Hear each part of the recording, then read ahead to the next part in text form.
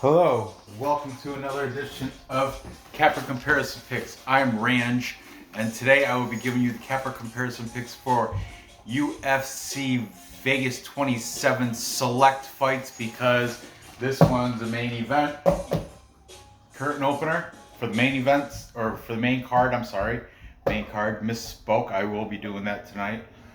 These two are both on the prelim cards.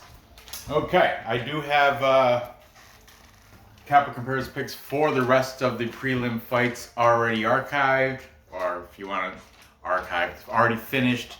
Check them out. I did them earlier this week. I've been doing these a lot faster because people don't want to hear me ramble despite putting in time markers. But it's all the same anyway because my time is very important. So without further ado, let's get into this. We've got the heavyweight fight between Big Ben Rothwell, 38-13. Huge 3-1 favorite, minus 310. Taking on Chris Barnett, Beast Boy, also known as Huggy Bear, I think. This guy, 21-6. He's an underdog at plus 260. Let's talk a little bit about Big Ben first. He's coming off a loss against Marcin Tybura, but he's been in the UFC for ages. He's legendary. He's made over $1 million. He's a UFC millionaire. Check it out in Tapology. You can see that. He's got a 7-inch height advantage over Barnett. Yeah, Rothwell's 6'4".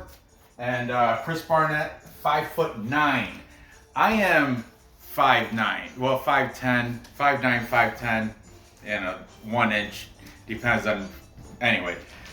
But I'm right around there too. But this guy, Chris Barnett, I guess he used to fight at super heavyweight, meaning he had to suck weight to get down to 265.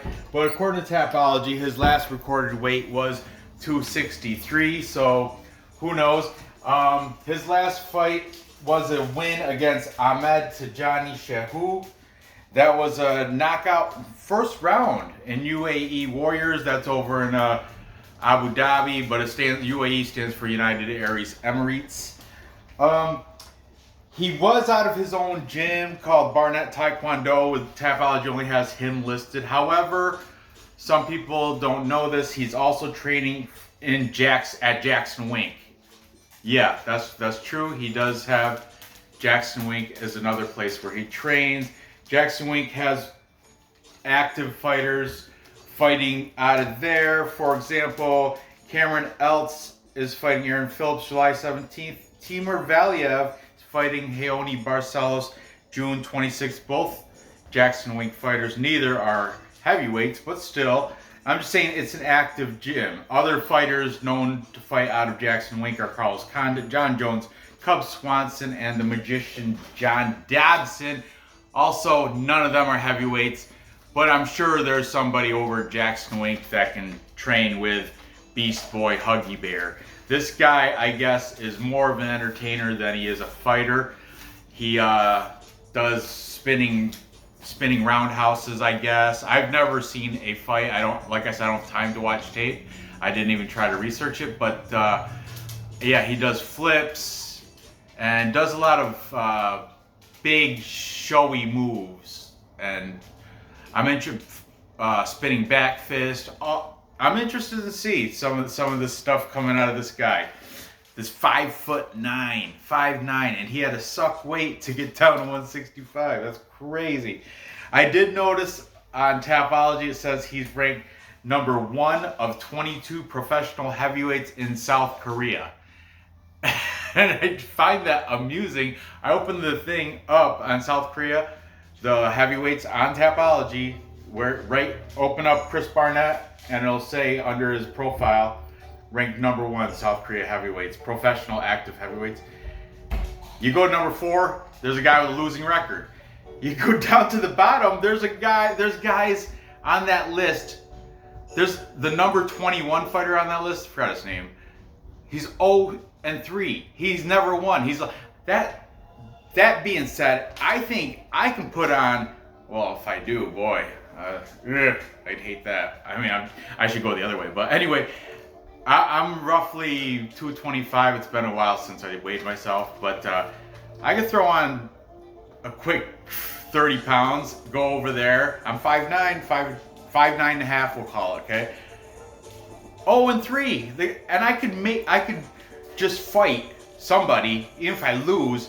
There's the guy, number 22, he's not even a heavyweight. I don't know his weight or anything, but his picture, he's thin. So, that being said, that number 1 out of active pro heavyweights in South Korea, that's not a big feat, for real. Like I said, the number 4 guy is like 12-13 or 13-12 or something. It's almost embarrassing. So, but anyway, anybody can go over there, fight, and make that list. That's what I'm trying to get at. Further down, yeah, there's people that are like 0-1-0. What kind of list is that? Anyway, Huggy Bear tops that list of he's number 1 in South Korea, active pro heavyweight MMA fighters. Unreal. What he does have going for him, though, he is fighting out Jackson Wink, and he's coming off a knockout win first round.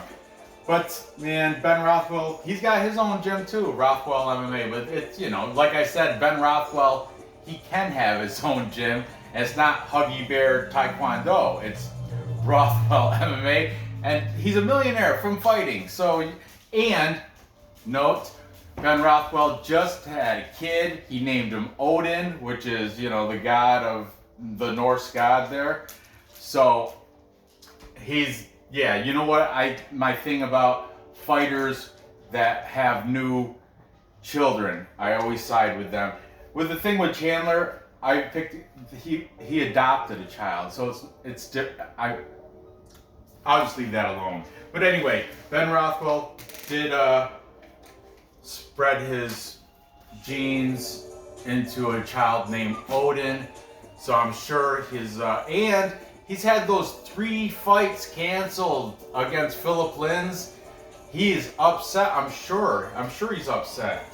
He's gonna take it out on Huggy Bear here, unfortunately. Let's throw up these capper picks. You already know where it's gonna go with this. I don't, but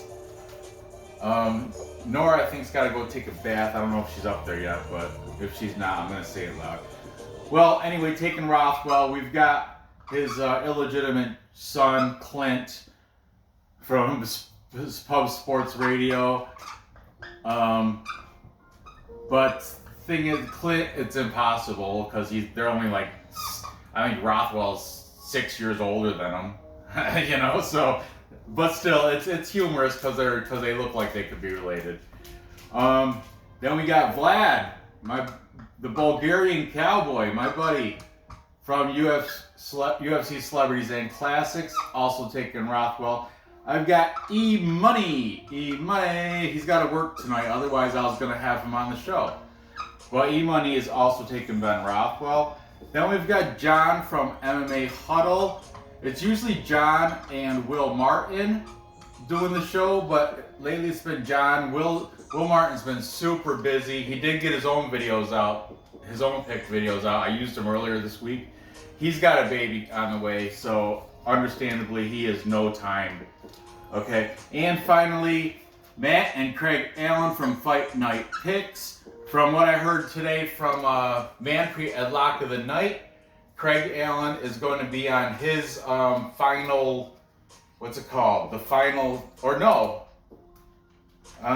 He's going to be Craig Allen, not Matt. Craig's the older brother. They both are taking Rothwell. Everybody, full capper consensus. It's a full capper consensus. Nothing.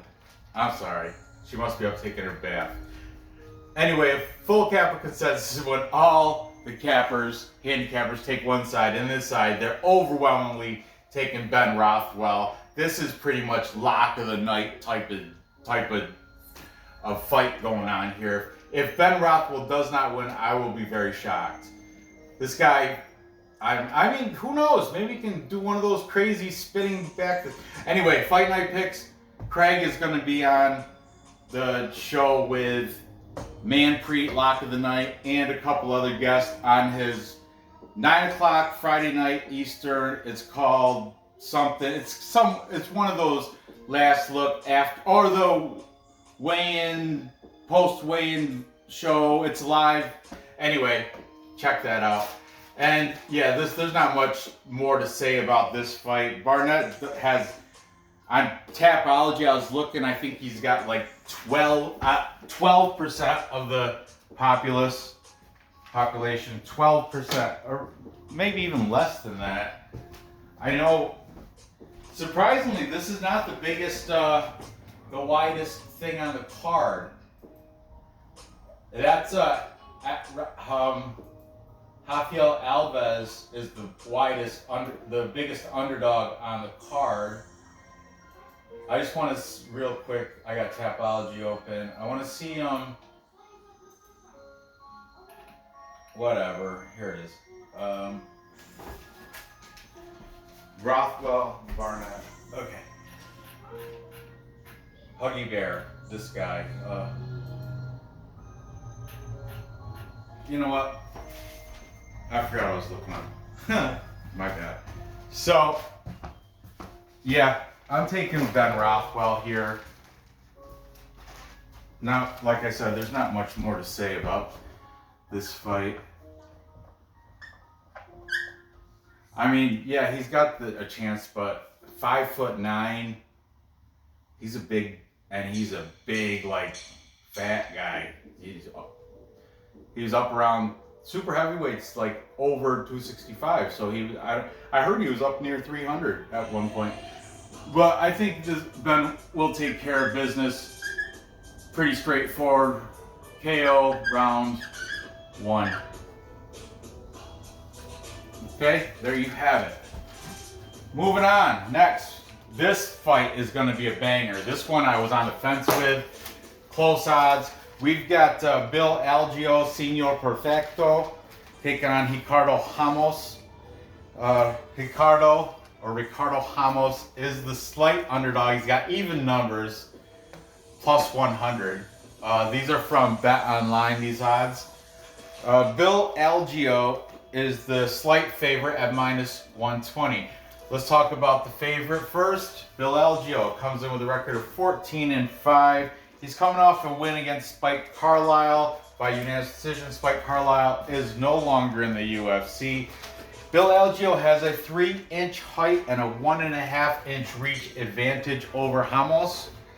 He fights out of Algeo MMA and kickboxing. That is in King of Prussia, Pennsylvania. That's, I believe, like a suburb of Philadelphia. Or you can consider it like that. But anyway, his opponent, Ricardo Ramos, is fighting out of Team Alpha Male, you know, with Uriah Faber, and will be in the corner, I'm sure. But Team Alpha Male does have some activity coming out of there. Cody Garbrandt, of course, is the main event on this card. He fights out of there. Orion Koski is fighting Philip Rowe. He fights out of Team Alpha Male. Then we got people like Josh Emmett, Yadong Song, Andre Feely, Joseph Benavidez. Then I ran out of room, but the Alpha Male is a pretty active gym. You know, you can't say many bad things about them in Sacramento, California. Ricardo Ramos is coming off a loss to Lerone Murphy, TKO. He lost by ground and pound, TKO. But Lerone Murphy, man, he's good. He's a lot of handicappers are high on Lerone Murphy. So you can't take much from getting beat by Lerone Murphy. But let's see what these cappers have to say, starting with the favorite, Bill Algeo. We've got both the brothers from Fight Night Picks, Matt and Craig, are both taking Bill Algeo. I think it's Algeo. I am assuming. Then we've got Clint from Pub Sports Radio. That is Clint. He's taken Ricardo Ramos. Then we've got MMA Huddle, John, taking the side of Algeo. Algeo, remember, he's going to be the bigger guy here. He's got a bigger build. He does have 3 inches of height and 1.5 inches of reach. Then we've got Vlad. Vlad, of course, that's what makes me pick. If I have to pick, I'll choose Ramos. But my pick is over 1.5. Yeah, he does that. He thinks it's going to go over 1.5 rounds, which isn't really an option. I mean, it is. You can search like Bovada. You can find the bet on over 1.5 rounds, but the total set at 2.5, and the over that is minus 200. So you can just imagine the over 1.5 is probably minus 300-400, something like that, something ridiculous. So that's safe. That's a conservative pick, Vlad. Very conservative, but I'm glad you're taking a side for me. And his side he's taking is Ramos. I'm gonna hold him to it too. And that's stupid. Over 1.5 rounds. That's such a scapegoat bet. That's like almost, you can say that for pretty much almost every bet you can say over under 1.5 rounds. And it'd be, in most cases you'll be right, but the value on that bet is not there until you get to our next fight, which is set at 1.5. But anyway, back to this. For the tiebreaker, we've got E-Money, and E-Money is taking Bill Algeo by decision in this fight. So, there you have it. I too am going to side with the Pennsylvanian and Bill Algeo, and I'm going to have, I think he might get it done within distance. I don't know, because, recency bias. Ramos did lose ground and pound to Lerone Murphy. Bill Algeo is like, he's top 10. I don't know exactly what number, but I would put him in top 10. Top 5, I'm not sure. Maybe right outside top 5. I would put him around there. Ramos, top 15, less than 10. I don't know. I don't know what Tapology says. I'll pull it up, guys. Jeez. I'll pull it up. Okay. Look at Huggy Bear, Chris Barnett. Okay. There you go. Bill Algeo is 66 featherweight worldwide, and Ricardo Ramos is 56 worldwide. Ugh, I don't like that at all. I just want to, yeah, that's whatever. I guess I'm wrong. Hey, I don't know. I'm clueless. But anyway, I'm taking Algeo here. He's my pick. Pennsylvania strong. I got him winning. I want to say within just, I'm going to say round 2. TKO. Round 2. Yep. I mean, Ricardo Ramos, or Ramos, he is a Brazilian. I want to say he's a BJJ brown belt. I'm not 100% on that, though I do think I heard somebody say that. But I think Algeo is going to keep it on his feet. Use his range. He does have that little bit of a height and reach advantage, so he's going to keep it in range, use that, outpoint him, maybe even get that. He's got, like Matt Allen was saying, he's got those kicks that instead of the full straight kick, he'll like go with the knee and then flick the leg for the kick, which turns out a very more precise, not as strong kick, but a lot more of them land with like a snap kick. You know what I mean? I don't want to do it right now. I feel like an idiot, but you know what I mean. And yeah, I'm going with the cappers. I'm going with Fight night picks, they really convinced me. I was for a second on the fence. I might revisit this during my after face-offs video, the live one. But as for now, I'm going with Bill Algeo, TKO round 2. Finally, this fight. The Joker, Jack Hermansson, is taking on the Golden Boy, Edmen Shahbazyan. This fight was supposed to happen last weekend, got postponed. Jack Hermansson is coming off a loss to Marvin Vettori via unanimous decision. Can't take anything from that. You guys know Marvin Vettori is beast. He's awesome. So, so that's, you can't take anything from that. He's fighting out of the Frontline Academy. That's in Oslo, Norway. He has a 3.5-inch reach advantage over Edmen Shahbazyan. Edmen Shahbazyan, the Golden Boy, the underdog at plus 130. He's coming off his only flaw on his record loss against Derek Brunson. Derek Brunson got him in the ground and pound in round 3, but you can tell he was gassed out in round 2. He had nothing left. He shouldn't even went into round 3 because his tank was on E, empty, and Derek Brunson just seeked him out in round 3, seeked out his weakness, his cardio, and just finished him off with the ground and pound. Made quick work of the young Edmen Shahbazyan, though. He's been fighting since he's 9 years old. He got into the UFC via Ronda Rousey. His brother Leon also fights in the UFC. Edmen has more clout, if you want to say, but Leon is funny, man. I watched Leon's part of the Money Right Fight Club. That's another set of cappers. It's Gabe Killian and Smack God. They are Gabe Killian, Smack God, and often Skip or Leon Shahbazyan.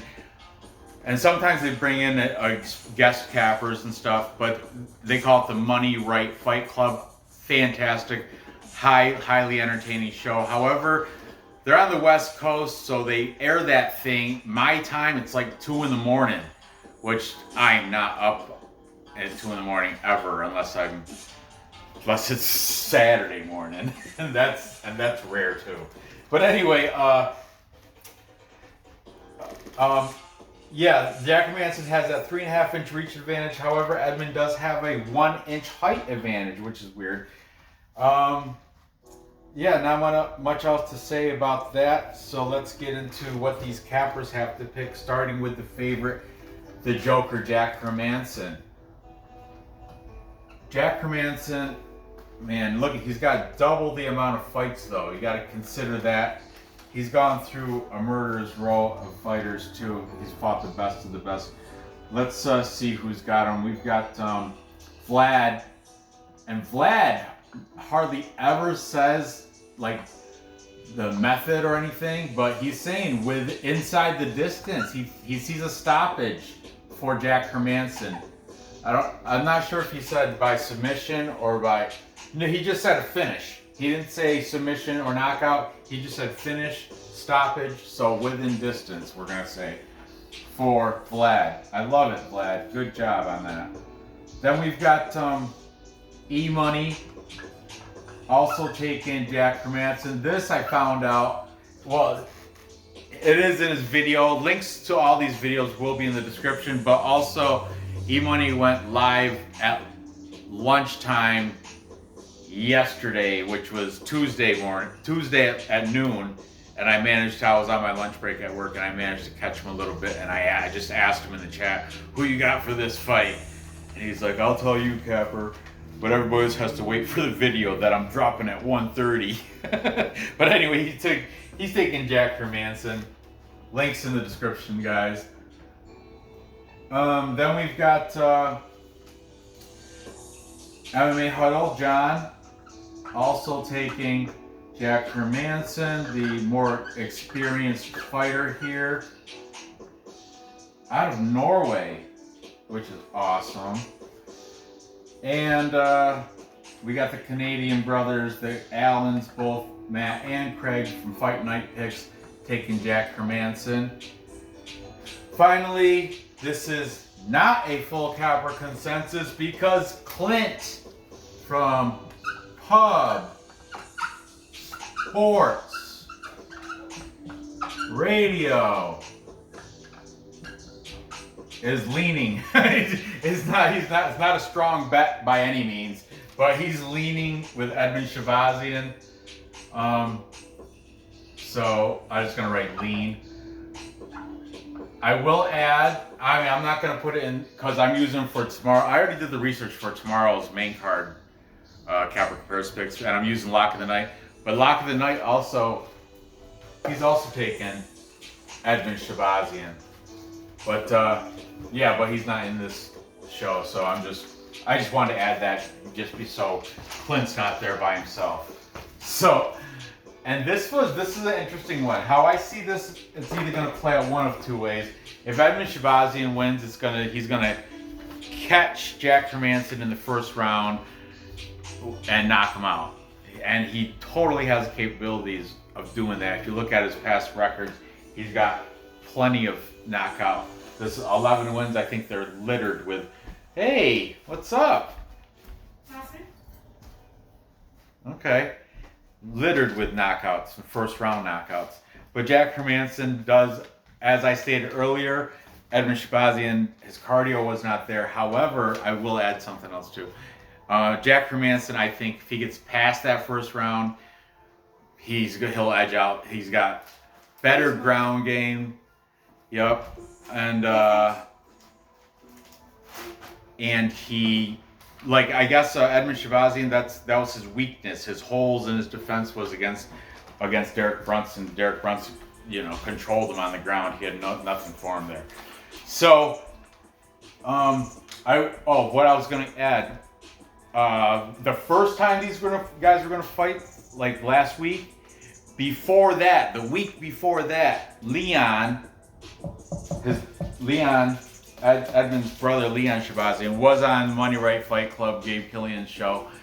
I'm not putting the link in the description or anything, but he was saying how now Edmen's been working on his holes in his game. He's been working on his cardio, working on his wrestling. He's been working a lot more at Gracie Barra. I think he was saying he was still in the whole, like, where they've been floating around like two different gyms in California, Gracie Barra and another one, maybe it was the Glendale one, I don't know, but he's been floating around these gyms. And what caught my attention was Leon was like, now that he took that loss, he doesn't, because going into that fight, he was against Derek Brunson, he said he had this like heavy pressure because he was undefeated. Now that he's got that loss, he thinks the stress level will be less. And, that also impacts the cardio. Once you're like in that third round, you've already, because stress takes a lot of energy, for real. That's why they say, calm down, relax, breathe, woosah. Because stress does eat a lot of energy. Stress makes you tired, man. And if you're like in between rounds and like already been beaten up and stuff, yeah, your cardio is gonna be.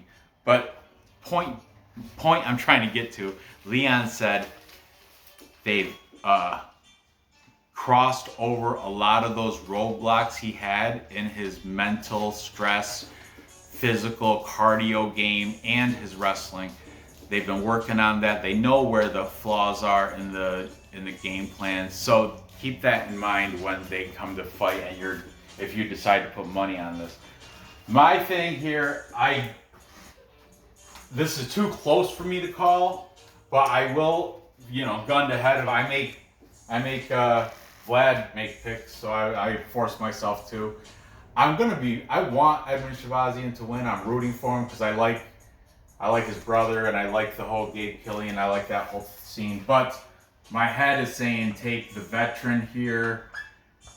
Better all around. Maybe not stand up, but everywhere else, Jack Hermansson should have it. And I'm going to take him to get it done. I think he might, I don't know if Edmen's got his cardio up to par or not. He doesn't have a good track record of going past first round. You know what I mean? So, if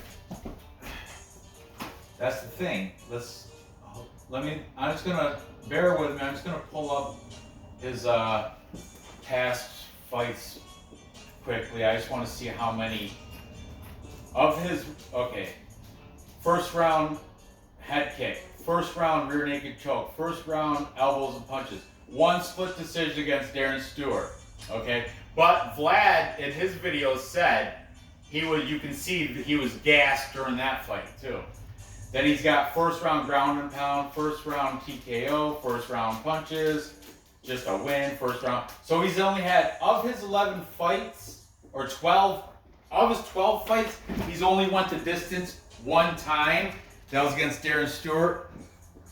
And Vlad, links in the description, Vlad said, if you watch that fight, you can see Edmen Shahbazyan was clearly gassed going into that third round. So for those reasons, I'm going to take Hermansson. I think he's going to get it done within distance. Unfortunately, I'm going to have to say probably round 2 or 3. But Shahbazyan, he's game for round 1. I might even do a little hedge bet. Little $, plus money $, bet on KO round 1. Uno. Okay? Let me fix that $. There we go. I like using the 2 stripes in the $. It's abundant. It's a little. Why settle for 1 stripe? So 2 stripes in there. Anyway, sorry to go off topic like that.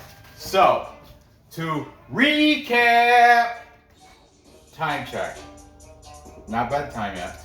To recap, I've got Ben Rothwell beating Beast Boy by knockout in round 1. Chris Barnett. That is I'm looking forward to that fight though, and I low-key am rooting for the 5'9" big boy, big beast boy. He's gonna be the little boy though, compared to 6'4" Ben Rothwell. But anyway, Ben Rothwell, you've already made your million. No, I'll be pulling for this guy, but not really, because my money's gonna be going on Ben, and Ben is a parlay piece for sure in several parlays. So, and then I'm taking Bill Algeo, Pennsylvania, to beat Ricardo Ramos. Even though word is Ricardo Ramos is a beast out of alpha male. That was what another eBay's lives in Oakland, which is, I don't know, not that far from Sacramento where alpha male is, but he's got friends. He's not even. He already used him this week. But anyway, eBay said he's got close friends that train over at Alpha Male, and Ricardo Ramos, whatever, the big talk. He's very underrated, they're saying. But even eBay's is taking Algeo to beat Ricardo Ramos. So that's a hometown boy going against his hometown fighter. Well, close to hometown. So yeah, I'm going with Algeo there. And finally, I'm taking Jack the Joker Hermansson, but I'm going to sprinkle a little bit on Edmen Shahbazyan to get the knockout in the first round. And really, I want to see that happen. Hermansson, I'm just going to put him into this parlay here, the parlay with Rothwell and Algeo, and then maybe a couple more parlays, but not likely because I'm on the fence with this. Okay, so there you have it. Gather the info. Place those bets and cash those tickets. I appreciate you watching. Give me that thumbs up. I didn't get any comments yesterday except from my boy Dave. Leave comments. Tell me your opinion. Tell me if you think Barnett can win. All right. Tell me if you're on Ramos. Tell me if you're on Shahbazyan. Go ahead. let's get the comments a little active. You want me to give away a shirt or something? I'll do it. I got to figure out something to get more activity in the comments. Like I don't know, if I get 15 comments, I don't know. I got to figure something out. But anyway, let's fill those comments up, guys. Come on, let's do this for me. Hit the bell. I'll be making a video tomorrow. Tomorrow I'm gonna have E-Money on. I was gonna have him on tonight's show because I featured him, but he had to work and he doesn't get home till late. So I said tomorrow, and tomorrow we're gonna do main card fights. Well, we got Felicia Spencer fight. We got the Pava fight. Julian Pava. Where's the sheet? I'll just tell you who I got. I mean, I'm sure you know it's the last show of the week except for the main events. Yeah, we got the Justin Tafa, Jared Vandera fight. Felicia Spencer, Norma Dumont, bet on her. Do not bet on Dumont. David Dvorak and Julian Pava. I already did my research for that. And E-Money is going to join me for that show and give you his picks live. So it's going to be a live Capra comparison show, but I don't think I'm going to do any like chat Capra comparison picks because it's a real Capra comparison pick show, if you know what I mean. Okay, so stay tuned for that tomorrow. Thanks for watching. Good luck with these bets, and I'll see you next episode.